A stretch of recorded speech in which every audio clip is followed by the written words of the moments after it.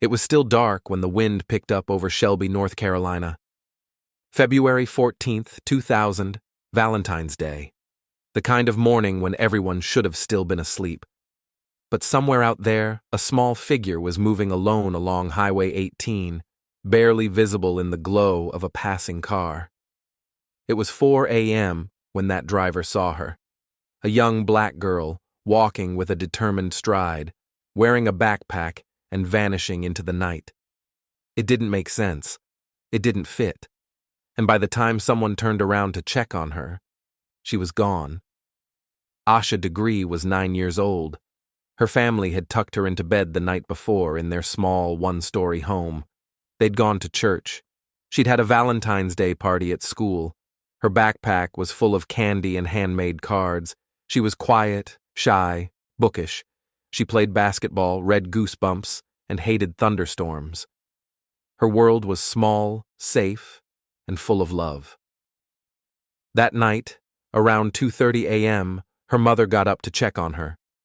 Asha and her older brother were sleeping soundly. The house was still.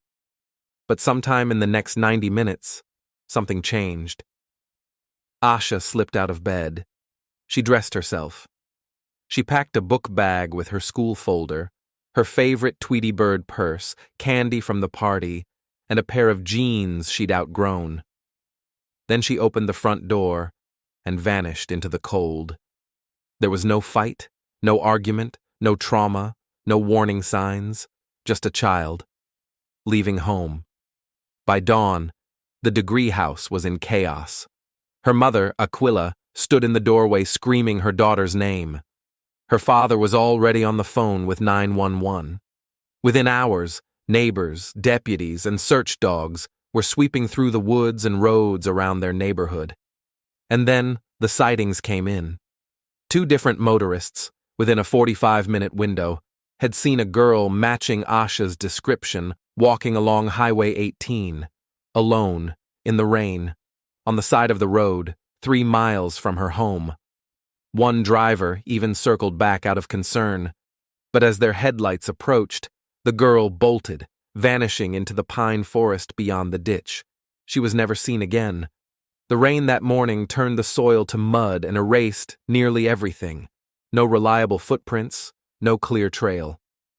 But 2 days later, searchers found a shed behind a nearby business. Inside was a few strands of black hair and a green pencil traced back to Asha's school. After that, the trail went cold. No body, no signs of struggle, no ransom demand.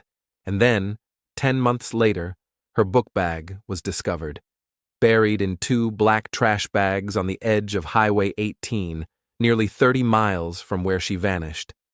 It was intact. Her school folder still had her name, but nobody had any idea how it got there. Years passed, theories multiplied. That she was lured out of the house by someone she trusted, that she ran away after reading a storybook adventure, that she was targeted by someone who'd been watching her. The FBI got involved.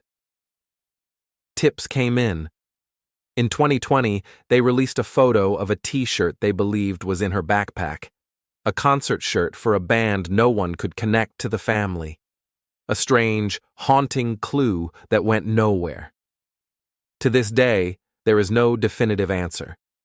Some believe Asha was groomed through media or literature, tempted by the fantasy of running away. Others think she was meeting someone she already knew. But the truth is, she was a child. No phone, no plan. Just a small girl stepping into the dark and disappearing. Her parents never gave up. They still haven't. Her mother keeps her room exactly the same.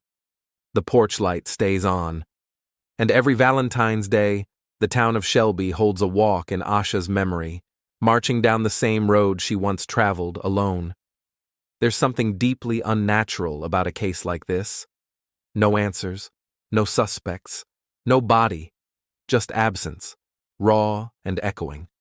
And sometimes, in the early hours when the highway is quiet, locals say the wind carries a strange feeling, like someone is still walking that stretch. Small footprints on wet asphalt, never staying long. Thank you for listening to The Lantern's Tale. If you enjoyed this true story, join us next time, if you dare.